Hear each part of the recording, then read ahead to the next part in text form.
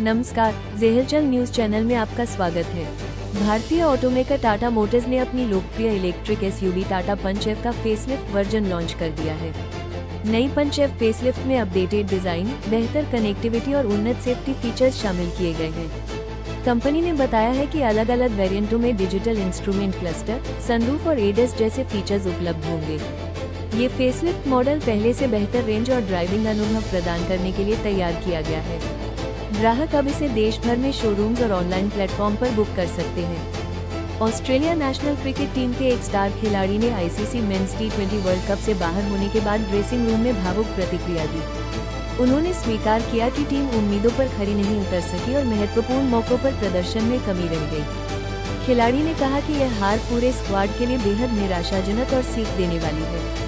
साथ ही उन्होंने भरोसा जताया कि टीम अपनी गलतियों से सबक लेकर भविष्य में और मजबूत वापसी करेगी। आंध्र प्रदेश विधान परिषद में तिरुपति लड्डू घी विवाद को लेकर जोरदार हंगामा देखने को मिला।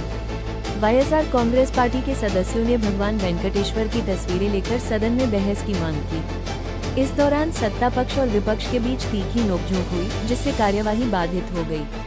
अध्यक्ष को स्थिति नियंत्रित करने के लिए सदन की कार्यवाही स्थगित करनी पड़ी। सरकार ने धार्मिक प्रतीकों के राजनीतिक उपयोग पर आपत्ति जताई है।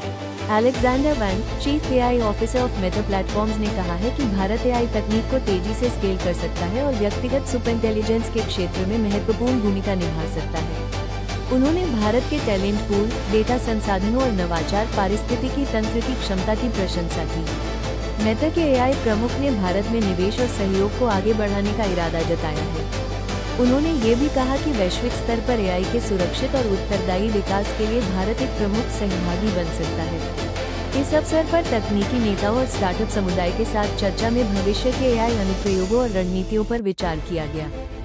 अमेरिका में जेफरी एप्स्टाइन से जुड़े एक बड़े सार्वजनिक हियरिंग के दौरान लेस वेक्सनर पर गंभीर सवाल उठाए गए और उनके संबंधों को लेकर चल रही जांच में तनावपूर्ण क्षण भी आए हैं। साक्ष्य देने के दौरान उनसे पूछा गया कि क्या उन्होंने एप्स्टाइन को दोस्त माना, निजी उड़ानों की सुविधा दी या महिलाओं के साथ किसी आपत्तिजनक गतिविधि में शामिल देखा, जिनका उन्होंने बार बार खंडन किया। उनकी गवाही के दौरान कई बार उलझन और हिचकिचाहट देखने को मिली, जिससे हियरिंग का माहौल काफी गंभीर रहा। वेक्सनर ने कहा कि उन्होंने कभी किसी आपराधिक कृत्य को नहीं देखा और एप्स्टाइन को दोस्त नहीं माना, लेकिन उनकी लंबी बातचीत जांचकर्ताओं के लिए अतिरिक्त सवाल छोड़ती है। ये हियरिंग एप्स्टाइन नेटवर्क और उसके प्रभावों की जांच का एक हिस्सा है, जो अब भी अमेरिकी राजनीतिक और कानूनी ध्यान का केंद्र बना हुआ है। पूरी खबर पढ़ें ज़ेहरचंद पर लाइक, शेयर और फॉलो करें। जय हिंद।